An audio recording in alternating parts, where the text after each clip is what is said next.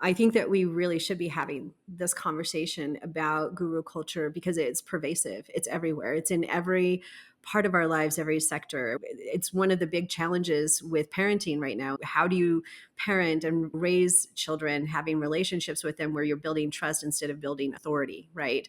To be an authoritarian or just even authoritative, how do you actually really build those relationships of trust? And the currency of trust is what we're talking about here.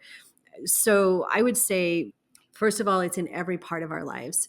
We're culturally inundated with the idea of guru and what that means and how that looks. I think we see it everywhere. I'll say right off politics, somebody trying to win our favor over somebody else and to be the one, right? To be the main one.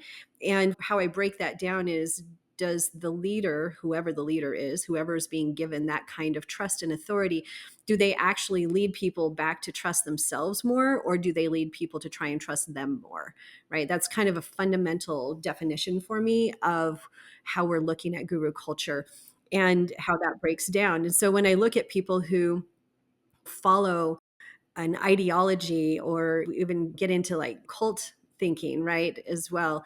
When we get into places where we are giving our authority away to somebody else, and I would love to talk about that more. Let's dive into that a little bit deeper. What does it mean? What is our authority? What does it mean to give it away to somebody else?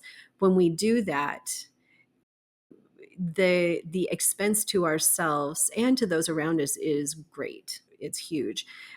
And there are places and times where I feel like it is important for us to do. I'm going to give a certain degree, not all, but a certain degree of my authority to the surgeon who's going to perform the surgery that I need, for example. I want to know that this person is qualified, that they're going to do the very best job that they can do on my behalf for me.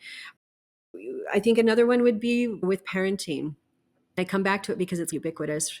I see parent guilt all the time. I see kids growing up, becoming adults, and working through the issues that they have. It's just part of life, I think, where we have to really recognize that how the relationship works out requires both sides and it requires building trust, not using the authority in some way that's going to be self serving or only specifically self serving, I guess I should say.